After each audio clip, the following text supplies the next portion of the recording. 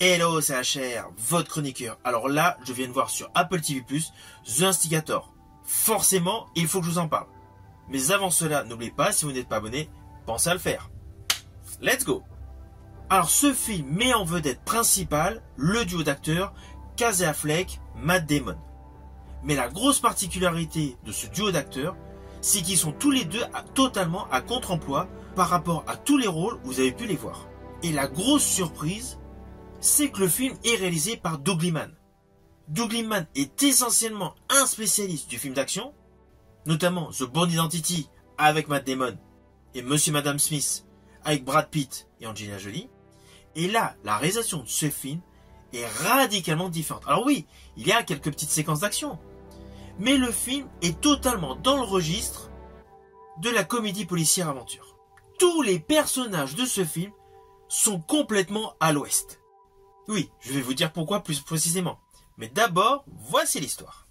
Alors évidemment, je vais vous relater le pitch de base de manière très succincte. Nous avons la présentation au début de ce film des deux protagonistes importants. C'est-à-dire le personnage interprété par Matt Damon, c'est-à-dire Rory, un père de famille qui enchaîne les galères et qui a besoin assez rapidement de 35 000 $, enfin à peu près. Et nous avons le personnage Kobe, un ex-détenu, véritable bras cassé de la société. Bref. Ah oui, j'ai oublié de vous préciser, le personnage interprété par Matt Damon a d'énormes soucis psychologiques, c'est pour ça qu'il a une psychologue. Voilà. Ça, c'est le point de départ de ce film. À la suite d'une déconvenue, ces deux hommes se retrouvent imbriqués dans un braquage. Et naturellement, le braquage tourne mal, ne se déroule pas du tout comme il faut. Alors ne vous inquiétez pas, je n'irai pas plus loin sur les lignes scénaristiques. Mais sachez principalement que ce film va montrer des acteurs dans des rôles totalement à contre-emploi, mais qui de surcroît démontrent un talent supplémentaire, car leurs prestations sont cohérentes.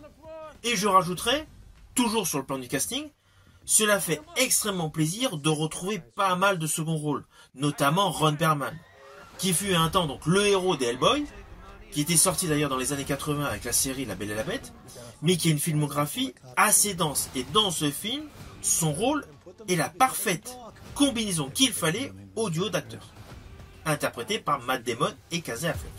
Alors oui, ce film avec Matt Damon n'est pas le meilleur avec Matt Damon, c'est évident. Sur le plan scénaristique, il y a beaucoup de choses qui sont prévisibles.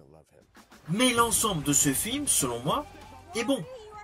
Et concernant les dernières réalisations de Doug Liman, son remake qu'il a fait de Rodois, je ne l'ai absolument pas aimé. Je préfère 100 fois ce film The Instigator.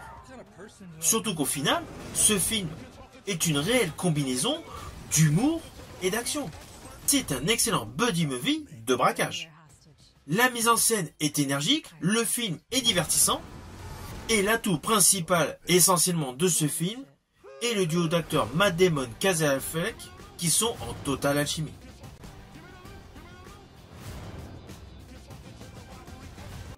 Alors au final, c'est un bon divertissement que je vous invite à découvrir sur Apple TV+. C'est un film qui n'a pas de prétention, mais c'est un film qui est radicalement innovant dans le paysage cinématographique actuel. N'oubliez pas de partager si vous avez aimé la chronique.